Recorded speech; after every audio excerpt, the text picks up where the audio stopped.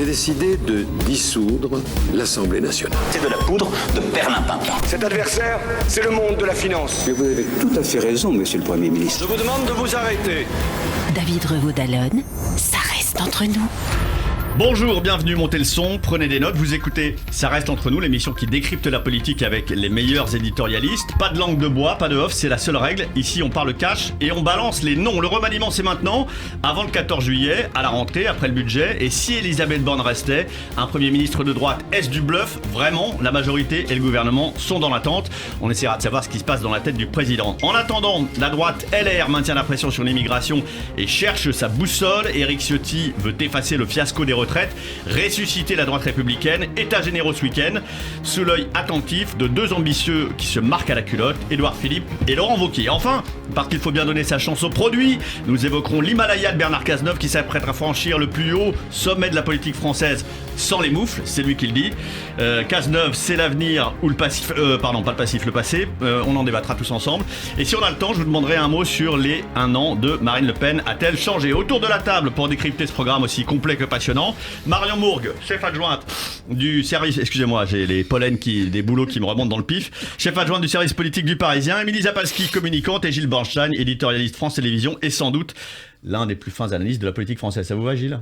C'est un peu... ça me va. Bon, ça reste entre nous, c'est maintenant, c'est sur Radio J. Bonsoir à tous, on commence donc par le remaniement, tout le monde en parle, tout le monde spécule, évidemment un seul homme à la clé, le chef de l'État. Alors pour commencer, posons la question à l'envers. Emmanuel Macron peut-il se passer de remanier, Gilles? On peut toujours se passer de remanier. De toute façon, le président de la République fait ce qu'il veut. Et vous l'avez dit, de toute façon, aucun de nous n'en sait rien. Et je pense qu'il n'y a pas grand monde à Paris qui sait s'il va y avoir un remaniement ou pas.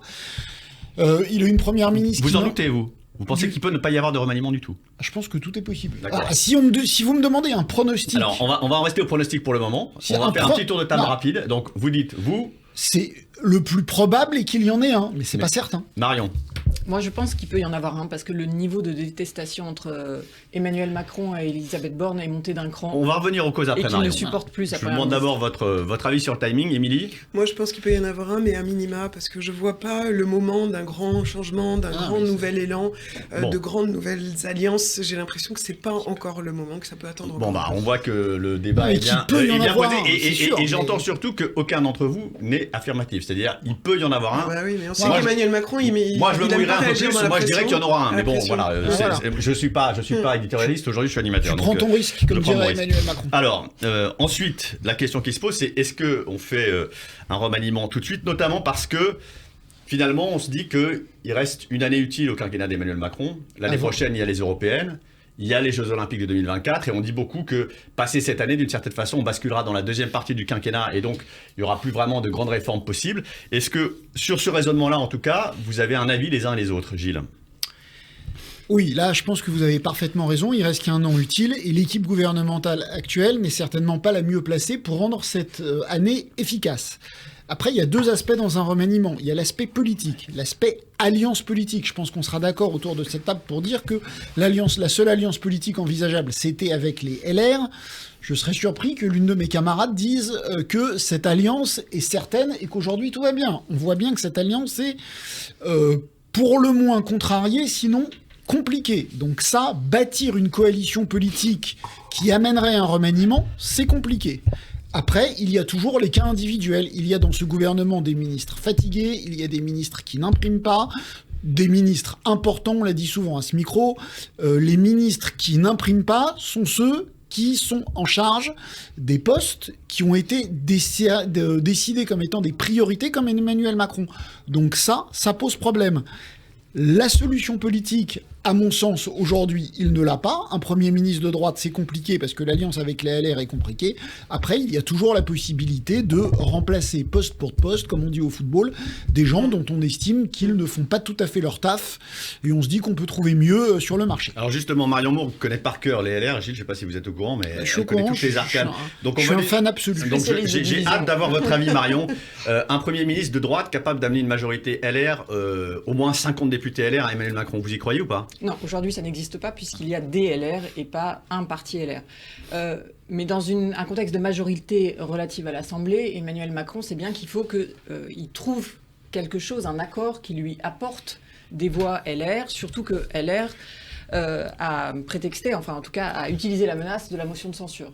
Donc Emmanuel Macron, il voit bien tout ça, et en effet aujourd'hui, personne n'est capable, même pas Gérard Larcher, d'apporter des voix. Le président du Sénat n'est pas très apprécié des députés, donc aujourd'hui, soit il y a un débauchage d'individualité, soit il y a un accord sur certains textes, ce qui n'est pas forcément exclu, notamment sur l'immigration, c'est toujours possible. Mais donc je crois que c'est plutôt comme ça qu'Emmanuel Macron réfléchit. C'est comment on trouve quelqu'un qui lui apporte quelques voix, et ensuite ces quelques voix construiront... Sans en perdre à bout. Alors pourtant, Émilie, je vais vous vendre un scénario imaginaire, enfin idéal, politiquement. Effectivement, Emmanuel Macron a besoin des voix LR. Les LR, est-ce qu'ils n'ont pas besoin d'Emmanuel Macron? Parce que finalement, il y a les européennes l'année prochaine. Si les LR font moins de 5% aux européennes, c'est peut-être la fin du parti. Et puis, il y a toute une génération, les Ciotti, les Marlex, les Retailleau, qui n'auront jamais connu d'expérience gouvernementale. Est-ce que ça, c'est pas un... Chacun a ses arguments. Est-ce que ça, c'est pas un argument pour les LR, pour les encourager justement à essayer de faire un deal avec Emmanuel Macron? Moi, j'ai pas l'impression, parce que je pense qu'ils se pensent un destin un petit peu plus large que ça, et sans avoir forcément besoin de Macron pour exister. J'ai l'impression qu'ils y croient encore, et peut-être qu'ils ont raison d'y croire, avec leur sortie là sur un peu les fondamentaux, ou en allant un petit peu sur les plates-bandes de Marine Le Pen sur l'immigration notamment. Ils essaient de se refaire une jeunesse, une image. Moi, la question que je me pose, c'est plutôt que qu'est-ce qu'il a à gagner, Emmanuel Macron, sur une éventuelle alliance avec les Républicains, ou en tout cas de nommer un Premier ministre les Républicains? Ça voudrait dire la fin du en même temps. Il y en a beaucoup qui ne sont pas d'accord dans sa majorité. Ça voudrait dire pas forcément une alliance fiable, puisqu'on a vu que les Républicains faisaient un petit peu ce qu'ils voulaient, et même quand on essayait d'ordonner les choses, Éric Ciotti n'arrivait pas du tout à avoir des réponses uniformes. Donc ça fait beaucoup. C'est-à-dire pas d'alliés fiables. Le seul bémol, fiables. c'est qu'il faut faire passer les textes. Oui. Et qu'à partir du moment où on va rentrer dans la séquence du budget à avoir l'automne, un Premier ça va être ministre très compliqué. LR, comme vous l'avez dit, ça ne veut pas dire que à l'Assemblée, ça va voter tout un chacun comme le chef voudra, comme un seul homme. Donc finalement, moi j'ai l'impression qu'il a tout à perdre à engager ce processus-là. Donc la question, c'est qui mettre. Alors, moi je pense qu'il a intérêt à faire tenir Elisabeth Borne le plus longtemps possible, parce qu'elle a pris les coups, elle continue à prendre les coups. Évidemment qu'il y a des frictions, mais globalement, ils jouent chacun leur partition, et d'une façon, il faut le remarquer, depuis quelques semaines, plutôt juste, plutôt bien réussi. En tout cas, je ne sais pas si c'est juste, mais c'est bien réussi, avec un président omniprésent dès qu'il faut faire des annonces, une première ministre qui s'accroche, qui prend les coups et qui essaie, bon an mal an, de prévoir des accords, comme vous l'avez dit, sur les futurs projets de loi.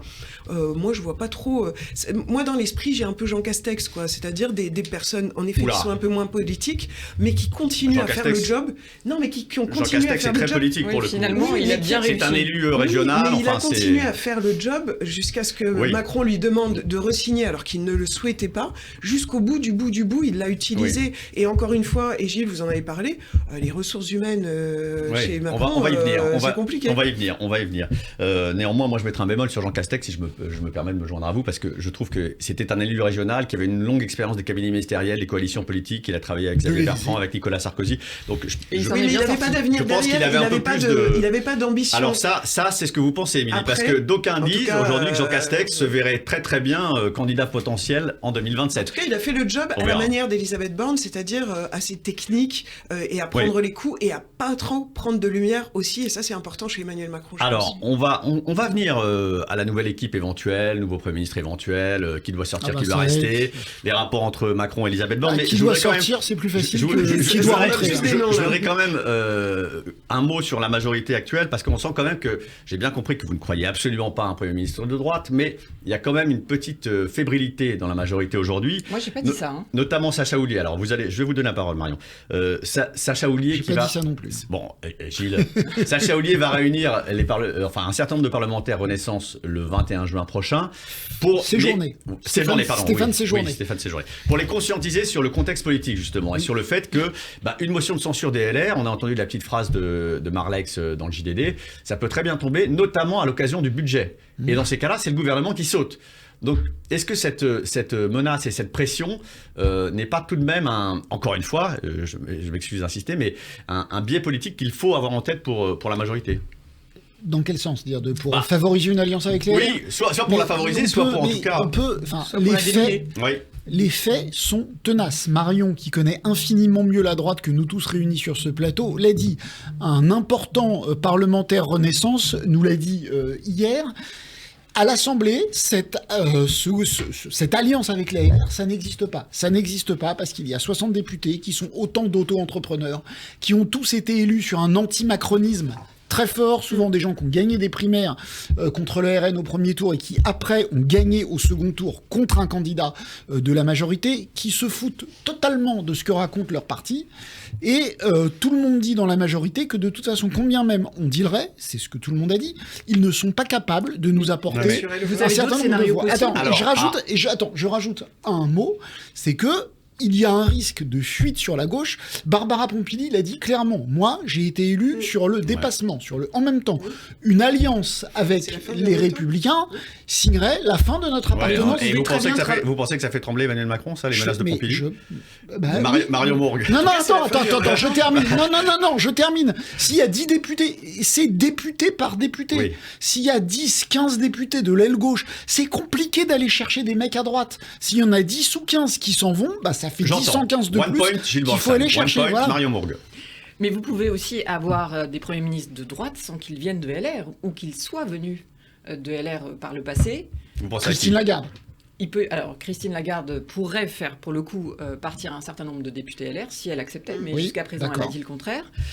Sébastien Lecornu est aussi très apprécié des Républicains et a eu des victoires là sur ses textes, sur son texte pour l'armée. Il est moins perçu comme un traître que Bruno Le Maire ou Darmanin, Lecornu? Oui, et il est apprécié parce qu'il a le sens politique. Il n'a pas eu de petites phrases ces derniers temps qui aient agacé les Républicains. Et puis vous avez aussi des personnes de gauche qui sont appréciées par la droite. Alors là, pour le coup, ça coche la case du dépassement. Par exemple, Richard Ferrand est très apprécié d'Éric Ciotti ou d'autres Républicains, puisqu'il y a eu ce travail commun à l'Assemblée nationale, et donc il y a eu aussi mais tu crois que ça pourrait les forcer, les forcer à aller dans une alliance? En tout cas, les inciter. Mais c'est pas forcément une alliance. Ça peut être une coalition sur les grands thèmes structurants. Même sans rentrer dans les grands mots qui soient alliance, coalition, cohabitation. C'est-à-dire qu'à partir du moment où 3/4 des Français considèrent que chez l'immigration, il faut agir, surtout par exemple après ce qui s'est passé à Annecy, on peut très bien imaginer que des gens de gauche et de droite se mettent d'accord en se disant, voilà, là, on va... je pense que Marion Mourgue devra remplacer Colère, parce que je trouve que son scénario est assez cohérent politiquement. Tout le monde en rêve. Enfin, je pense que dans la majorité, tout le monde en rêve de ce scénario. Mais en tout cas, certains plaident auprès du président. Je pense qu'on a bien vu les contradictions et les limites de ce raisonnement, mais il y a quand même encore peut-être un petit trou de souris que Marion Mourgue vient de nous décrire sur la personnalité de Ferrand, en fine connaisseuse de la politique. Alors maintenant, je vais vous demander de vous mouiller carrément.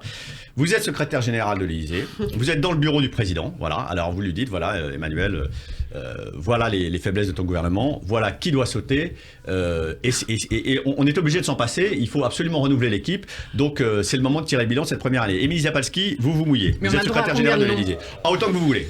Parce que là, il peut y en avoir beaucoup. Pas plus que de ministre. Émilie. Je trouve que c'est difficile. Pas de langue de bois, Émilie. C'est très personnel, mais je pense qu'il y a des ministres qui... Les noms, c'est personnel, oui.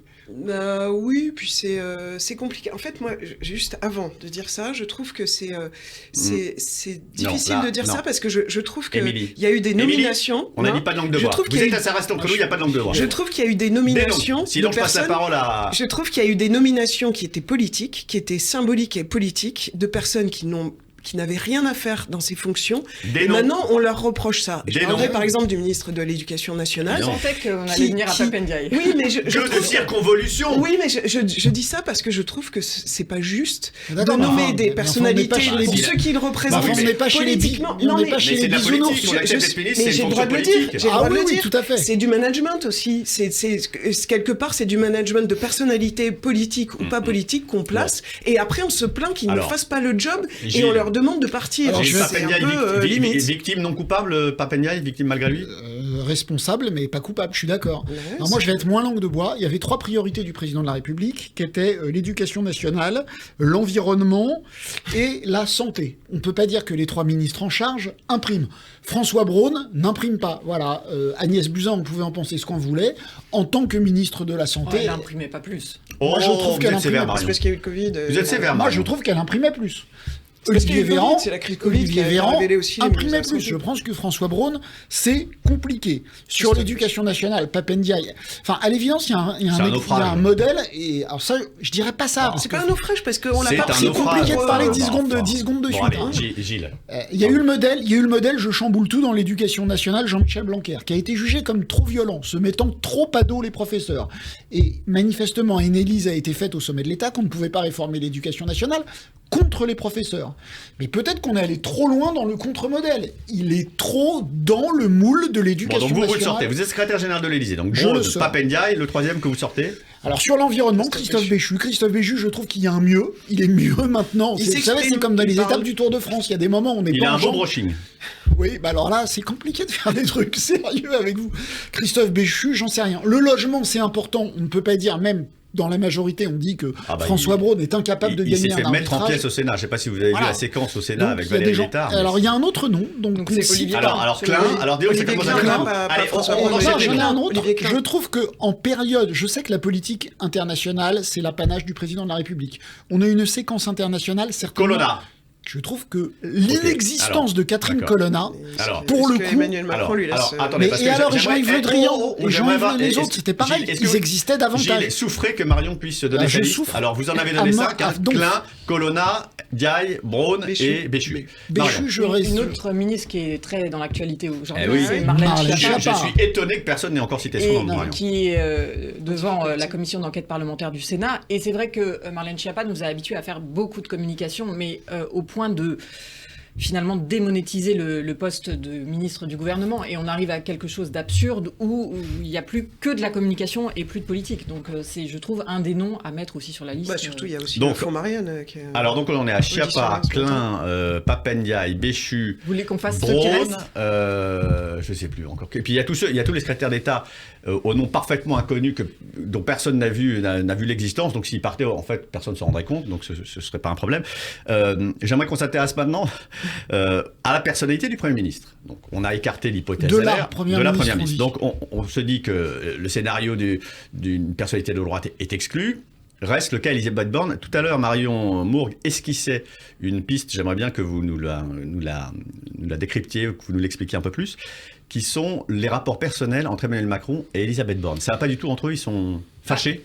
Ils ont des logiciels qui sont très différents. Ils ne fonctionnent pas de la même manière et ils n'ont pas forcément les mêmes approches puisqu'ils viennent d'univers aussi très différents.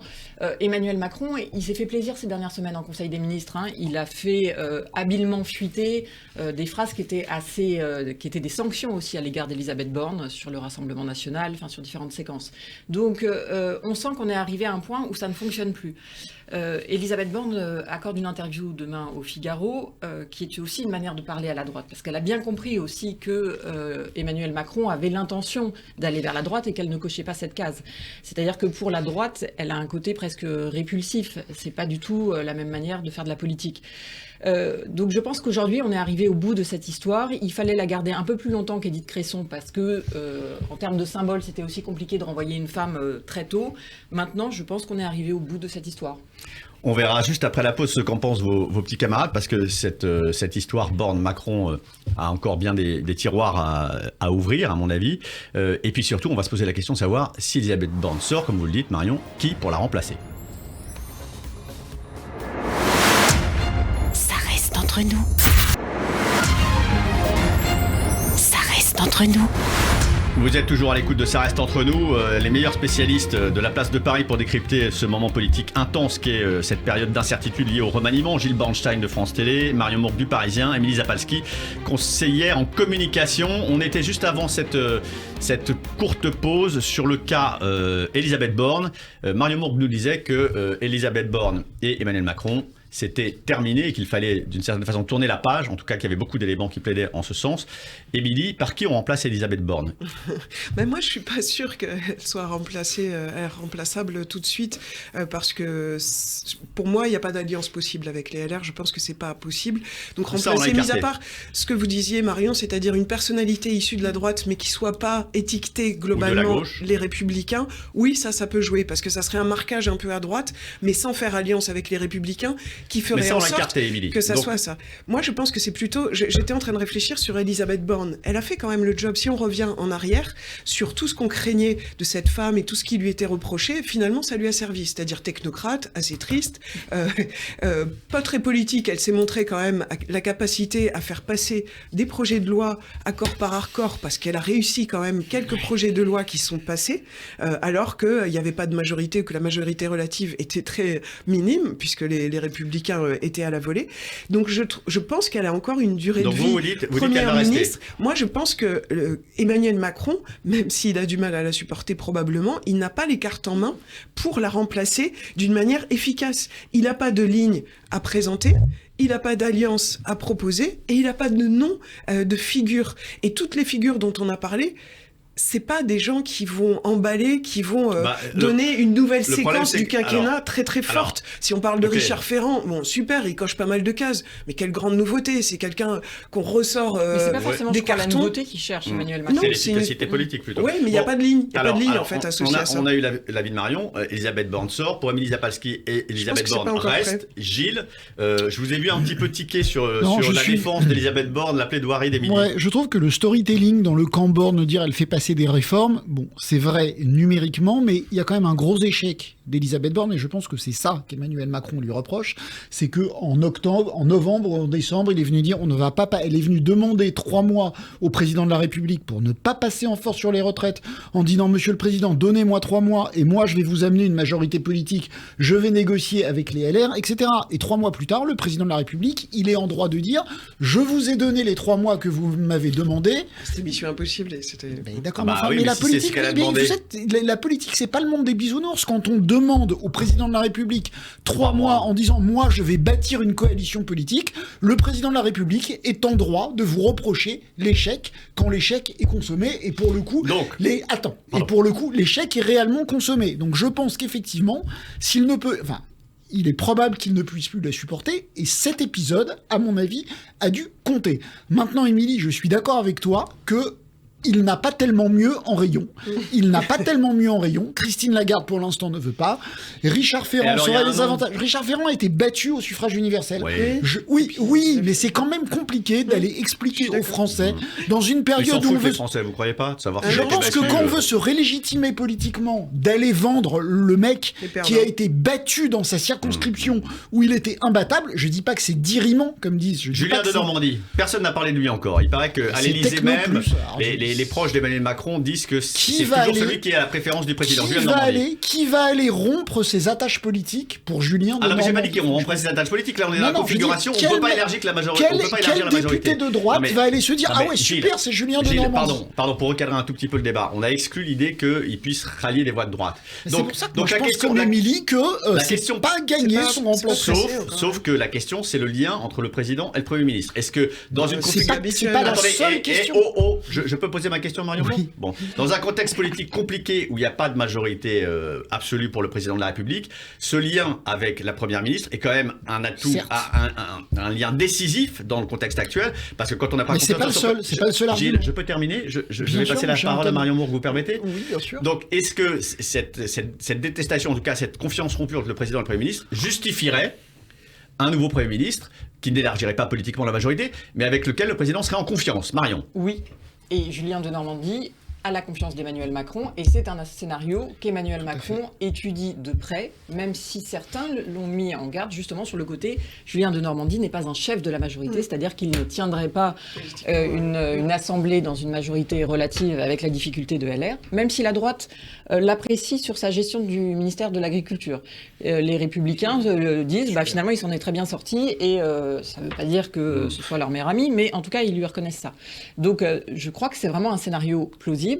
Après, je ne sais pas si les 2 hommes en ont parlé, mais en tout cas, c'est on pas va- à évacuer. On va... Oui, Émilie, Non, d'un non, mot, parce que moi, j'aimerais qu'on j'avais passe juste à un autre sujet. un bémol sur Elisabeth Borne. Je pense que sa limite, c'est exactement ce qui s'est passé sur la séquence immigration. C'est-à-dire qu'en effet, c'est plutôt une femme qui vient de la gauche et que probablement, ça va être compliqué pour elle de porter un projet de loi qui soit en accord, par exemple, avec ce qu'a proposé les Républicains. Et qu'attendent les Français. C'est pas pour le coup. imaginable qu'attendent les Français. On va voir dans le détail, parce que dans le détail des L'opinion mesures, il y a quand même des publique, choses qui vont attendez, très loin. je voudrais- Et ça peut être une de Alors- ses limites. Mais encore une fois, on ne sait même pas quel projet Alors- Emmanuel Macron et alors, Darmanin veulent défendre. Je voudrais C'est qu'à difficile. l'issue de cette longue séquence où on a vraiment brassé, je pense, tous les sujets du remaniement, on fait le bilan. Donc, qui dit qu'Elisabeth Borne reste à Matignon? Mais jusqu'à la fin. Non, du mais temps. je voudrais. Jusqu'à Non, quand non, ça veut rien dire. Alors, on va dire jusqu'au budget. Jusqu'au budget. Qui pense qu'Elisabeth Borne va rester jusqu'au budget? Sénatorial, il y a les sénatoriales. aussi, Alors, surtout. mouillez-vous là. Hop, hop, hop, hop. Moi, je dis qu'elle reste encore. Elle reste. Gilles, Ouais, elle reste. Marion. Bah, elle sort, il faut bien Elle une sort. chose. Voilà. moi, je prends la grosse cote de Marion Bourgo. On va maintenant parler de la droite, parce que la droite aussi, on en a parlé, se cherche aujourd'hui, est aussi à un carrefour un an après des législatives, et puis où on a découvert effectivement un fonctionnement très compliqué pour ce parti. Éric Ciotti s'est un peu lancé dans les 12 travaux d'Hercule.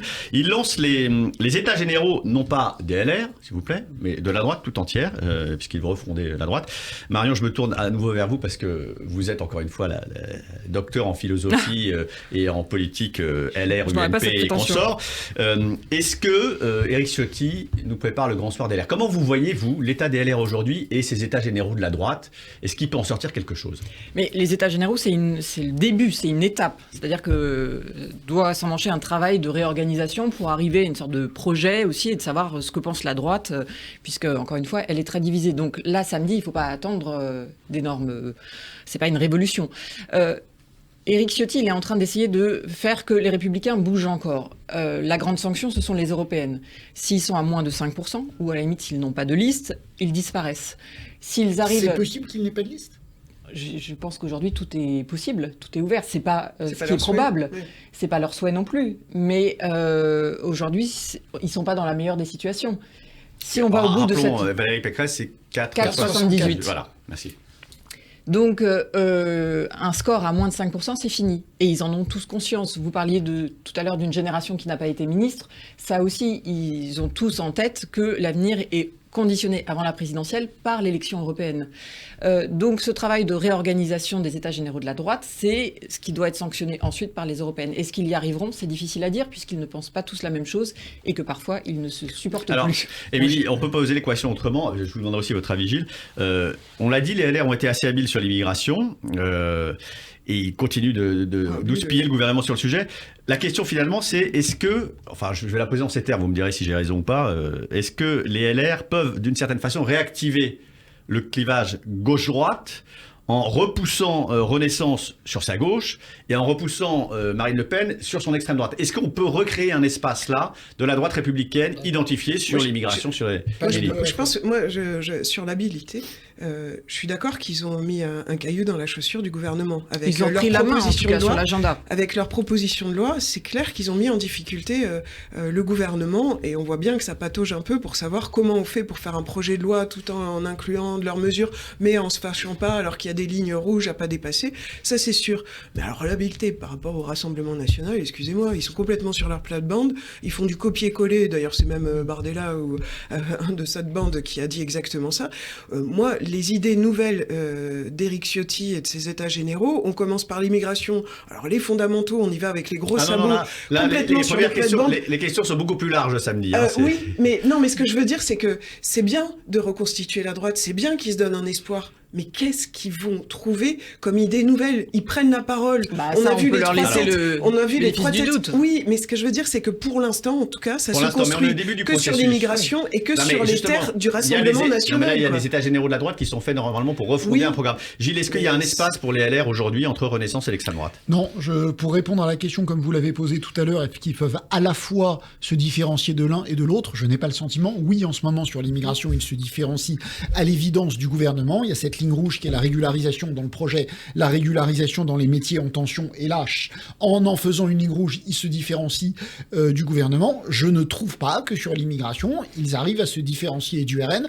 Parfois, il m'arrive de les avoir sur le plateau. Je constate que les prises de position des LR sont parfois plus dures que celles du RN. Le tweet d'Olivier Marleix, 2 heures après l'attentat d'Annecy, a quand même marqué tout le monde. Sur le droit d'asile, ils ont des positions extrêmement dures. J'ai entendu Éric Ciotti avoir des positions extrêmement dures ce matin et redire bah oui, quand Marine Le Pen dit la vérité, je ne vois pas pourquoi je dirais l'inverse. Donc je trouve que la double différenciation est compliquée. Et moi, si je peux poser une question à Marion, qui est en plus d'une grande spécialiste de LR, est une grande spécialiste de Laurent Wauquiez. Ah bah j'allais venir. Mais allez-y. Je voudrais savoir si Laurent Wauquiez a choisi dans sa stratégie, est-ce qu'il veut essayer... Il y a 2 places à l'élection, au 2e tour de l'élection présidentielle. Est-ce qu'il veut essayer de supplanter Marine Le Pen, donc d'essayer de reprendre l'électorat à la droite de la droite, ou est-ce qu'il veut la place du candidat de la majorité et donc essayer de reprendre de la droite modérée?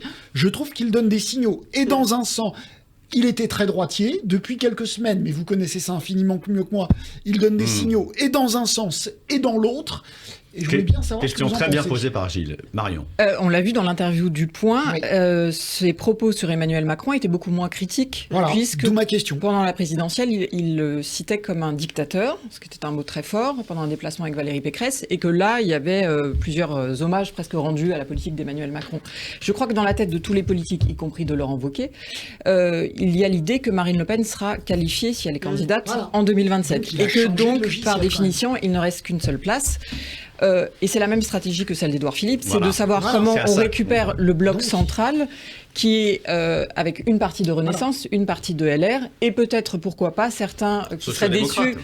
Mais même certains qui seraient déçus par Éric Zemmour, des anciens électeurs de LR qui sont partis, qui pourraient revenir s'il y a une offre forte pour les questions régaliennes et en même temps libérale sur le plan économique. Donc aujourd'hui, c'est la stratégie de Laurent Wauquiez, c'est de dire voilà, on essaye de récupérer ce bloc central et c'est la Donc stratégie. il va d'Édouard Philippe. essayer de reparler à la droite humaniste. Ce qui est très intéressant dans ce que vous décrivez, c'est que on comprend, et on avait le même débat en fait sur le remaniement, c'est qu'on comprend qu'aujourd'hui, il y a une majorité qui existe de gouvernement et qui est celle de Renaissance avec les LR. Et c'est la même équation en fait pour le remaniement que pour la prochaine présidentielle. C'est ce que vous nous décrivez. C'est celle de Cazeneuve Exactement. peut-être Wauquiez. Et donc effectivement, c'est vrai qu'à droite, on a toujours eu la culture du chef et qu'aujourd'hui, force est de constater qu'il n'y a pas de chef. Quid d'Édouard Philippe, de l'équation d'Édouard Philippe ou de Laurent Wauquiez, Émilie? Quel regard vous portez sur l'un et l'autre? Lequel, à votre avis, est le mieux placé pour essayer d'avoir cette OPA sur à la fois les LR et être capable de faire une passerelle, un pont avec Renaissance? Le positionnement d'Édouard Philippe est assez porteur et puis il a été assez malin pour s'éloigner tout en étant là régulièrement, envoyant ses petits messages sur les 67 ans, là sur l'immigration. Donc je trouve que sa communication est quand même assez habile. On voit qu'il y a une espèce de lutte avec Emmanuel Macron, mais de loin. Donc son positionnement et son image, sa notoriété, à mon avis, est plus porteuse qu'un Laurent Wauquiez qui, même comme vous le dites, rame pour aller vers les uns ou vers les autres. Et globalement, ça n'imprime pas tellement. Moi, maintenant, je voudrais juste faire une remarque, c'est que dans tout ce bloc... finalement de droite, qui se dessine, où on sent bien que chacun veut se disputer la place à côté d'Emmanuel Macron et entre Emmanuel Macron... surtout pour l'après, ouais. L'après, et donc en tirant quand même suffisamment à droite, voire droite dure, voire un peu extrême droite, pour avoir suffisamment de voix pour lutter contre Marine Le Pen. Ce qui est triste, c'est que du coup, vous vous rendez compte que là, on est passé des retraites directes à l'immigration, qui est quand même pas une préoccupation majeure des Français. C'est une préoccupation, mais je crois que ça devient une préoccupation des Français. Je peux quand même exprimer. C'est pas la première préoccupation, c'est pas dans les 3 premières préoccupations, c'est même pas dans les 4 premières préoccupations. On parle même pas de choses factuelles, et ça, je trouve que de la part d'Édouard Philippe, moi, ça me choque, même de la part de Bruno Le Maire, tout ce qu'il a sorti, c'est qu'on n'est jamais sur des questions factuelles. On parle de mots, c'est la surenchère à la rhétorique du Rassemblement national. Éric Ciotti qui parle de chaos migratoire, Édouard Philippe qui va nous sortir ses accords avec l'Algérie.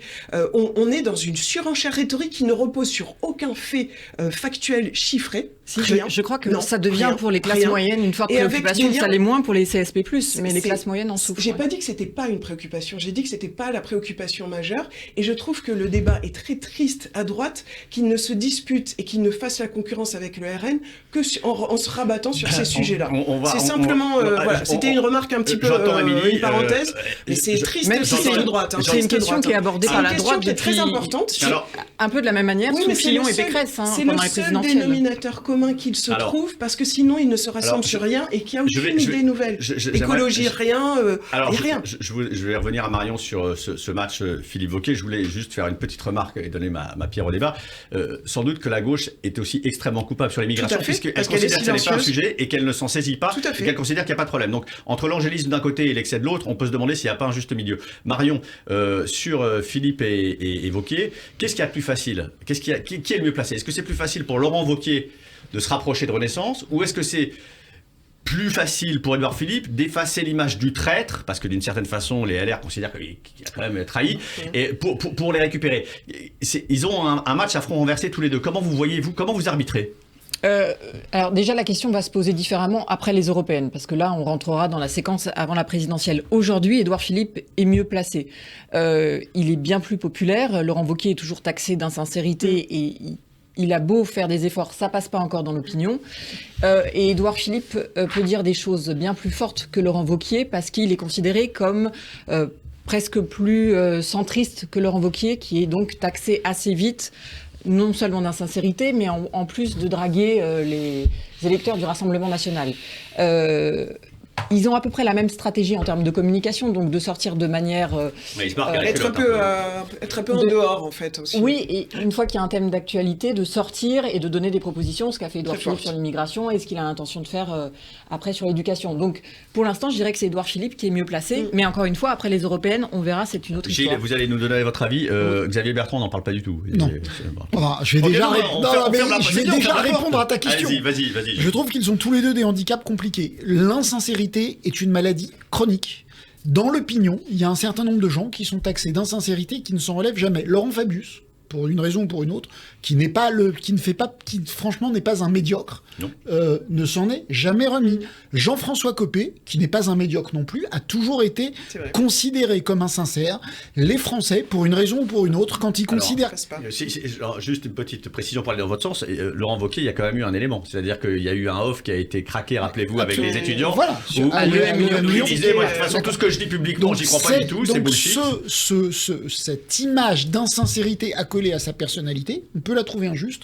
Je constate que dans l'opinion publique, c'est généralement une maladie chronique dont on a du mal, c'est rédhibitoire, dont on a du mal à se défaire, même si c'est injuste. Pour Édouard Philippe, il doit gérer ce qu'a bien géré Nicolas Sarkozy du temps de Jacques Chirac, c'est-à-dire la distance avec Emmanuel Macron. Lui, son problème, c'est que si Emmanuel Macron échoue, il peut être comptable du fait qu'il a été quand même Premier ministre du premier quinquennat. Sur l'immigration notamment, parce qu'il a fait passer quand même, il y avait une loi asile et immigration de 2018. Là, on sent quand même qu'il se distingue justement d'Emmanuel Macron de plus. Donc lui, il doit gérer, c'est-à-dire là où Bruno Le Maire a fait le choix de rester dans la proximité d'Emmanuel Macron en essayant d'en prendre la succession, c'est très très risqué, parce que si Emmanuel Macron se plante, un successeur qui ne se serait pas différencié se planterait. Lui, il doit gérer la distance. Le problème de Bruno Le Maire, c'est de gérer la distance, se positionner comme l'héritier. D'Édouard Philippe, Édouard Philippe, pardon. Édouard Philippe doit gérer la distance, se positionner comme l'héritier pour les bons côtés, mais pas pour les mauvais. Ce que Nicolas Sarkozy a réussi vis-à-vis de Jacques Chirac, Édouard Philippe doit le réussir vis-à-vis il le fait habilement en ce moment. Pour l'instant, il le fait habilement. Je suis d'accord. Pour l'instant, il le fait habilement. On va partir en pause, mais juste d'un mot, peut-être, Marion. Je suis désolé, mais vous êtes experte aussi en sarkozysme. Nicolas Sarkozy, ça l'intéresse, tout ça? Il regarde, il a un avis? Ça l'intéresse. Pour revenir, non. Pour à la fois peser, s'intéresser, oui, bien sûr, ça l'intéresse. Un retraité actif. On fait une pause et puis on va s'intéresser ensuite à la gauche. Bernard Cazeneuve est-il le sauveur de la gauche? Ça reste entre nous. David Revaud-Dallon, ça reste entre nous. Ça reste entre nous avec les meilleurs experts autour de la table. Gilles Bornstein de France Télévisions, Marion Mourgue du Parisien, Émilie Zapasky, communicante. On voit que beaucoup de monde a beaucoup de travail en politique en ce moment. Le président qui doit gérer un remaniement pas simple. Une majorité qui se pose des questions sur la feuille de route du président. Des LR qui veulent refonder la droite et qui sont encore loin de la barre. On va maintenant s'intéresser à la gauche, parce que figurez-vous qu'elle bouge encore. Le Parti Socialiste notamment bouge encore. Bernard Cazeneuve, je ne sais pas si vous vous rappelez, c'est un petit monsieur avec un air de notaire, des petites lunettes, une voix très douce. Il a lancé son mouvement Convention ce week-end. Et il dit la présidentielle, c'est comme franchir l'Himalaya sans les moufles. Bonne chance, Bernard. Il y avait beaucoup de mâles blancs de 50 ans, voire de plus de 60 ans. Au premier rang, François Hollande. Quand vous voyez cette image, Cazeneuve 2027, Gilles, ça vous fait rêver ? Je trouve que cette image et ce meeting a été injustement commandé. C'est ce que je viens de faire pour vous permettre de vous inscrire. J'ai bien compris. Rassurez-vous, je ne pense pas que Bernard Cazeneuve est le mieux placé pour devenir président de la République. Maintenant, c'était un succès. Il y avait du monde, il y avait plus de 2000 personnes. La salle était beaucoup plus remplie que ce qu'il pensait. Qu'on le veuille ou non, il y avait une assistante qualité, y compris chez les chefs tous les d'État EHPAD de la région ont été... voilà, allez-y, faites-vous plaisir. Aujourd'hui, réunir plus de 2000 personnes dans un meeting politique sur quelqu'un qui répond que vous avez si Surtout gentiment... qu'il faisait 30 degrés ce jour-là. Il paraît que c'était insupportable. Oui. C'est un succès. succès. Vous avez vu M. Catala, à un moment donné, j'ai eu peur. J'ai eu peur pour lui. Ah oui. Il avait du mal à retrouver son souffle. Donc le maire de Créteil, enfin l'ancien maire de Créteil. C'est un succès. Il y a un espace dans cette gauche non nupe. Il y a un espace. Tout à l'heure, vous me demandiez s'il y avait un espace pour les Républicains entre Macron et le RN. Je ne sais pas, mais il y a un espace entre la nupe et Emmanuel Macron, c'est sûr. Plus Emmanuel Macron se déporte sur la droite, et plus la nupe se radicalise, plus mécaniquement cet espace existe. Est-ce que Bernard Cazeneuve est capable de le remplir ? Je ne sais pas. Il y a énormément de paliers à franchir, comme sur l'Himalaya, et pour l'instant, il a franchi le premier. Pour autant, évidemment, je ne dirais pas ça en fait un interlocuteur crédible pour la présidentielle de 2027. Petite précision, Laurent Catala est toujours maire de Créteil. Okay. 80 il est depuis 46 ans maire de Créteil. 46 ans, 2 mois et 29 jours. Je crois que c'est le plus vieux maire de France. Alors il est né... attendez, je vais vous retrouver ça. Marion, en attendant que je retrouve l'âge de M. Catala, je vous propose de rebondir. Est-ce que Bernard Cazeneuve a une chance ? Est-ce qu'il y a un espace politique, d'une part ? Il y a un espace politique. politique. Est-ce que Bernard Cazeneuve est l'homme capable, aujourd'hui, de relever le Parti Socialiste ? Il y a un espace politique, puisqu'on voit bien que... au Parti Socialiste. Hein. Oui, et c'est vrai. Précision utile, Gilles. Il a quitté le Parti Socialiste parce qu'il considère que le Parti Socialiste a fait un accord avec la NUPES qui est contre nature avec les idées social-démocrates qu'il défend. Et il ne supporte pas le premier secrétaire. C'est assez public sur Twitter. Mais il y a un espace, il y a toute une partie de l'électorat de gauche qui ne se retrouve pas dans la NUPES et qui cherche une autre offre. Après, je suis d'accord avec vous. Est-ce que ce sera Bernard Cazeneuve ? Je suis pas sûre. Quand je voyais les images de ce meeting, et évidemment j'y étais pas sur place, mais ça me rappelait vraiment le congrès de Reims de 2008 avec l'époque Aubry-Royal, mais c'était les mêmes. Donc il y a peut-être une attente de l'électorat. Est-ce qu'elle s'incarne dans Bernard Cazeneuve ? Je suis pas sûre. Émilie ? Moi, quand on parle d'espace... on a évoqué son âge, juste Laurent Catala, à 77 ans, donc il n'est pas si âgé que ça, finalement. Hein. Quand on parle d'espace... Rendons-lui justice. Quand on parle d'espace, c'est pas l'espace PS, parce que l'espace PS, quand même, il est très très réduit, et quand on testait Cazeneuve, c'était moins de 2% en tant que candidat. Donc déjà, sur lui-même, bien sûr qu'il représente quelque chose, mais c'est très petit. Son image, on peut pas dire que, en effet, c'est 100 décibels, c'est une gauche 100 décibels, donc pas très forte en termes de charisme. Y compris dans la voix. On a du mal à l'entendre. C'est très étonnant d'ailleurs de réclamer une gauche sans décibels. Pour autant, il y a un espace. Voilà, mais simplement, moi je trouve qu'on va très vite en conclusion de ce côté de la gauche. On a une NUPES qui a été construite, qui est toujours là, qui a été très décevante parce que elle a eu une stratégie d'obstruction, c'est vrai, très criarde, qui n'a pas donné lieu à beaucoup de résultats positifs.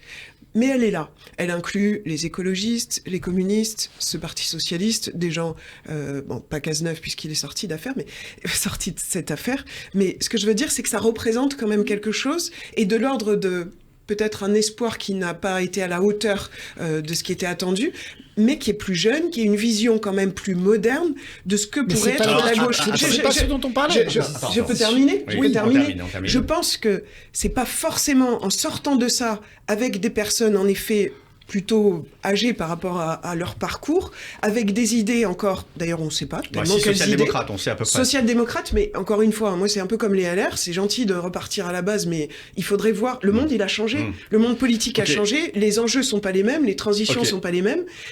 Pour l'instant, on n'a pas une vision très neuve. Donc ce que je veux dire, c'est que l'ensemble du package, pour l'instant, il est très limité, je trouve. On voit votre point de vue, vous n'y croyez pas, vous, Émilie. Néanmoins, Gilles, pour poser la question autrement, est-ce que les socialistes aujourd'hui, voire les communistes, même s'ils sont moins concernés, quoique, par Bernard Cazeneuve, sont satisfaits, vous pensez, au bout d'un an de NUPES et qu'ils y trouvent leur compte? Ou est-ce que justement, la NUPES n'a pas démontré sa faillite d'une certaine façon?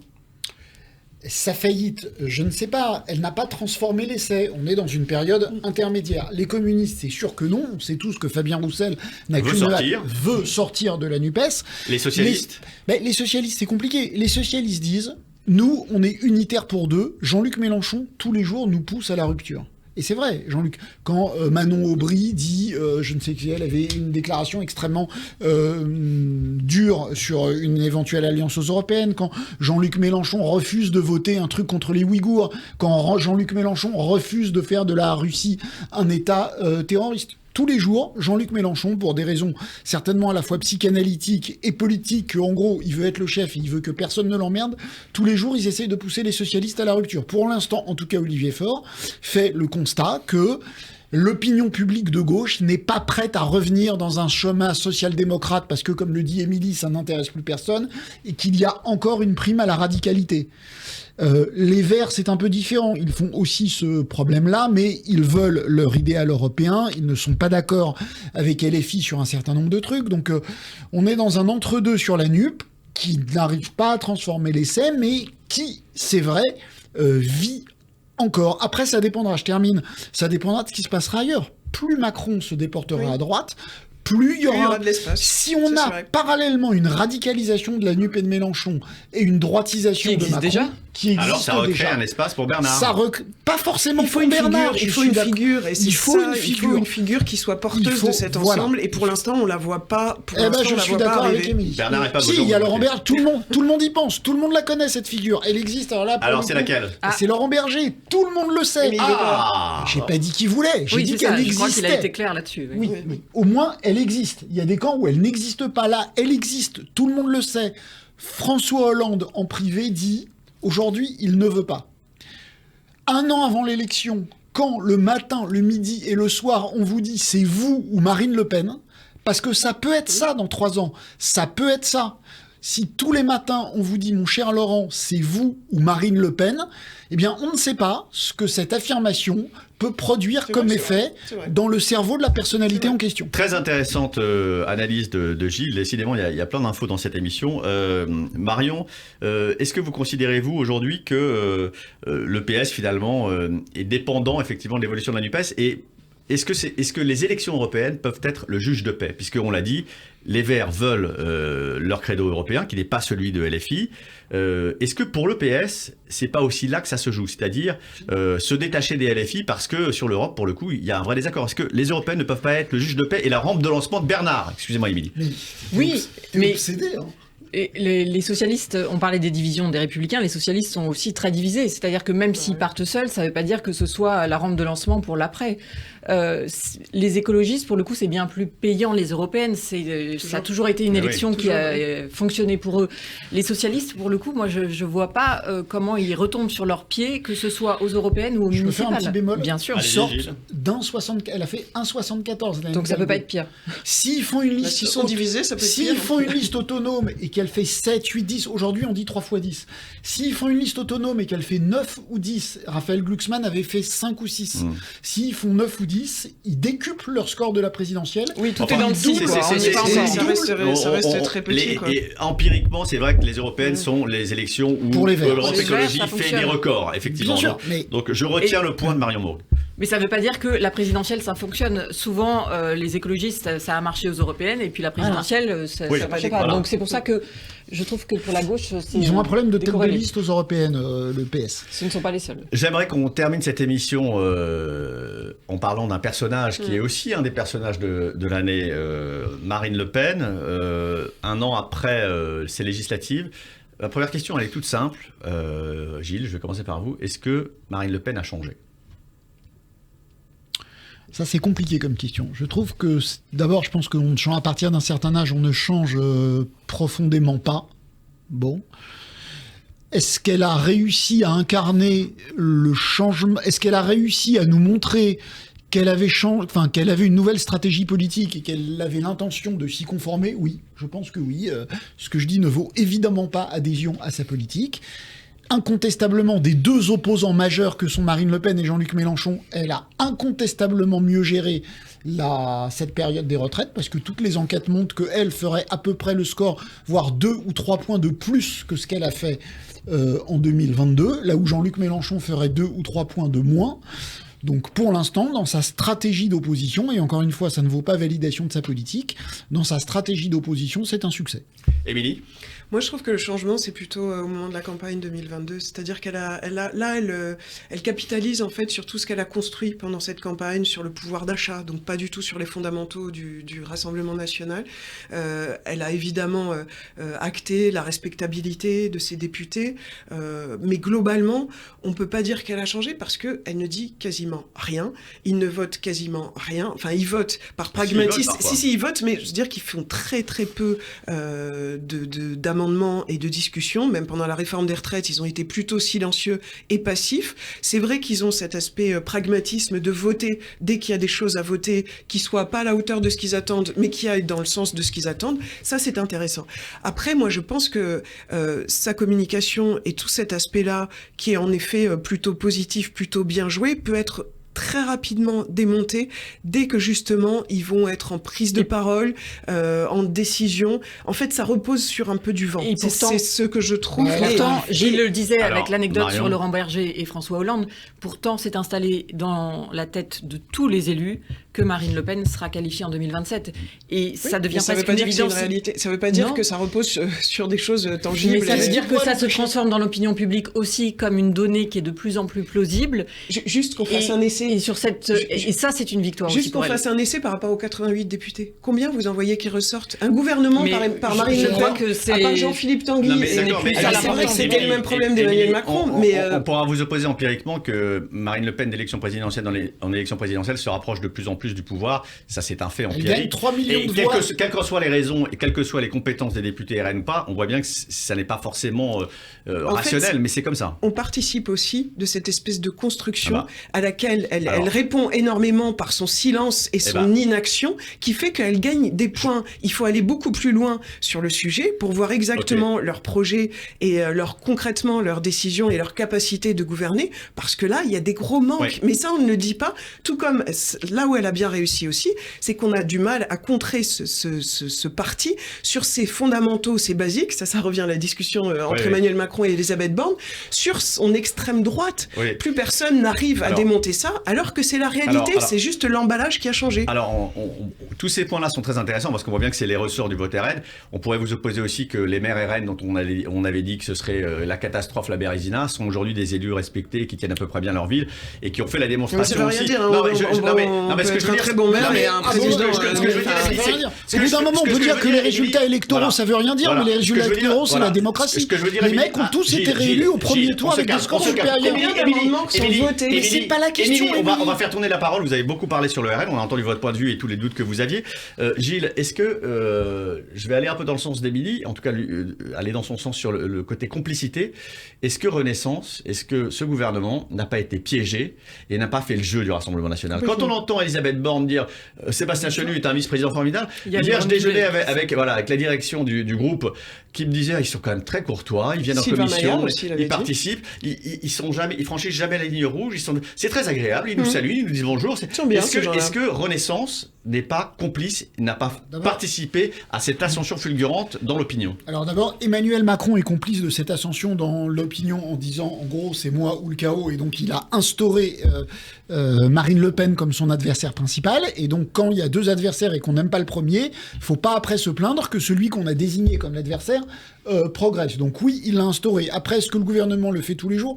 Oui, j'étais frappé après des attentats terroristes, après les rassemblements du GUD, etc., où là, il ne s'agissait que de l'extrême droite. Elisabeth Borne, à qui pourtant, en plus, elle le pense certainement même pas, à qui on n'avait rien demandé, dit oui, il faut combattre les extrêmes des deux camps. Non, là, il s'agissait pas de combattre les extrêmes des deux camps, il s'agissait de combattre l'extrême droite. Donc oui, d'une certaine manière, Renaissance y a participé, mais ça n'empêche rien, ça ne change rien au fait.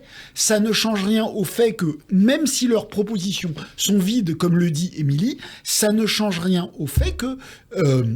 élection après élection, ils progressent, et le dire n'est pas être complice avec eux. Pardon, excusez-moi, Émilie, oui, vous dites progresse et... Émilie ? Oui, mais c'est ça, c'est... oui, c'est un état de fait sur l'électorat, et moi je pense qu'en mais à effet... la fin, c'est eux qui décident. C'est l'électorat qui décide. Oui, mais je pense qu'on joue à un jeu qui est de garder comme un secret sur les capacités de gouverner. Et en effet, comme elle a jamais été élue, on se dit toujours, bon, pourquoi pas, finalement. Et moi, je pense qu'en effet, Emmanuel Macron et le gouvernement ont une responsabilité, mais au-delà de ce que vous dites, c'est qu'il a mis les deux extrêmes sur le même niveau, qu'il a été très ambigu sur les consignes de vote au moment de l'Assemblée, justement, des législatives. Moi, ça, je trouve que c'est et que ça fait un mélange de genres. Malheureusement, on arrive à la fin. Un dernier mot pour C'est Marion. surtout que Emmanuel Macron et la majorité présidentielle a été vue comme hors sol pendant des années, et les Français se sont dit, Marine Le Pen nous comprend et répond à nos préoccupations quotidiennes. Donc c'est sûr qu'elle a marqué des points, et en fait elle a un vocabulaire qui parle aux gens. Après, c'est aux autres politiques aussi de s'élever pour contrer ça. Alors, merci à tous d'avoir participé à cette émission. Donc, on a conclu cette émission sur 3 informations qui sont quand même importantes. Elisabeth Borne va rester, selon Émilie et Gilles, 2 contre 1 contre Mario Moore, qui vous dit que Elisabeth Borne va sauter. Les LR sont pas sortis de la mélasse, et ça se jouera entre Édouard Philippe et Laurent Wauquiez. Et enfin, Marine Le Pen est aux portes du pouvoir. C'est, on le voit bien, une petite musique qui résonne dans la tête de tout le monde. Un homme pourrait l'empêcher, c'est une information que nous a donné Gilles, et en tout cas il a le soutien de François Hollande, c'est Laurent Berger. Voilà pour résumer la teneur de cette émission, parce que Bernard Cazeneuve et son Himalaya, son les moufles, ça va pas être facile. On vous retrouve la semaine prochaine évidemment à la même heure. Ça reste entre nous avec l'excellent David Revaud-Dallon.